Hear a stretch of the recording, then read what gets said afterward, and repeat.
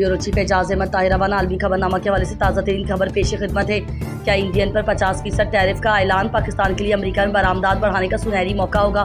New York समेत America के मुख्तलिफ शहरों में ऐसे बहुत से स्टोर, सुपरमार्केट और दुकानें हैं जहां पाकिस्तानी और हिंदुस्तानी मसनूआत बआसानी दस्तियाब होती हैं।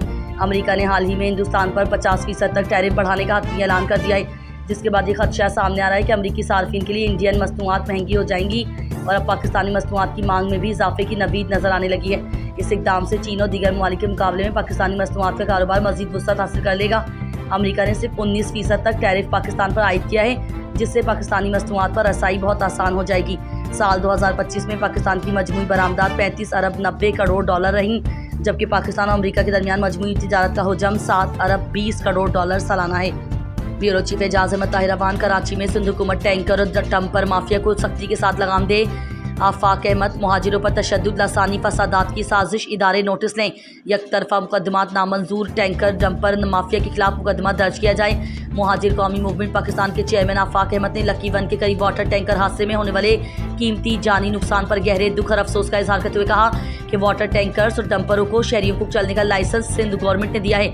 आफाक अहमद ने कहा कि 12 अप्रैल को हमारा एहतजाज किसी कौम के खिलाफ नहीं था, टैंकर और डंपर माफिया के खिलाफ था, क्योंकि हैवी ट्रैफिक की जद में आकर मारे जाने वाले लोगों में हर जुबान और नस्ल के लोग शामिल थे। मुत्तहदा ने पीपल्स पार्टी के साथ मिलकर शहरी अवाम की पीठ में छुरा घोंपा और डिस्ट्रिक्ट सेंट्रल में कि जहां से मुझे रैली की क़यादत करनी थी, एक दिन के लिए दफ़ा 144 लगाकर और गिरफ्तारियां करके इस एहतजाज को सबूताज करने की कोशिश की। आफाक अहमद ने कहा कि एहतजाज सबका हक है, लेकिन एहतजाज की आड़ में शनाख्ती कार्ड चेक करके मुहाजिरों पर तशद्दुद खतरनाक अमल है, जिससे नफरतें बढ़ेंगी। कानून नाफिज करने वाले इदारों को फौरी तौर पर ऐसे घिनौने अमल को रोकने के लिए इकदाम करना होंगे, क्योंकि अगर ये सिलसिला दराज हुआ और बात नस्ली व लसानी फसादात तक पहुंची तो फिर कंट्रोल करना मुश्किल हो जाएगा। आफाक अहमद ने मजीद कहा कि हादसे के बाद टैंकर और डंपर के खिलाफ मुकदमा दर्ज करने की बजाय एहतजाज करने वाली आवाम के खिलाफ FIR का इंदराज काबिल कबूल नहीं। पुलिस डंपर और टैंकर माफिया के खिलाफ कत्ल की FIR दर्ज करे, यही हुकूमत और शहर के मुफाद में होगा। मुहाजिर कौमी मूवमेंट के मरकजी रहनुमा नवीद नारो और सादिक इदरीस ने कारकुनान के हमरा टैंकर हादसे में जाँ बहक होने वाले अफराद की नमाज जनाजा में शिरकत की और लबैक तक चेयरमैन आफाक अहमद का ताज़ियती पैगाम पहुँचाया।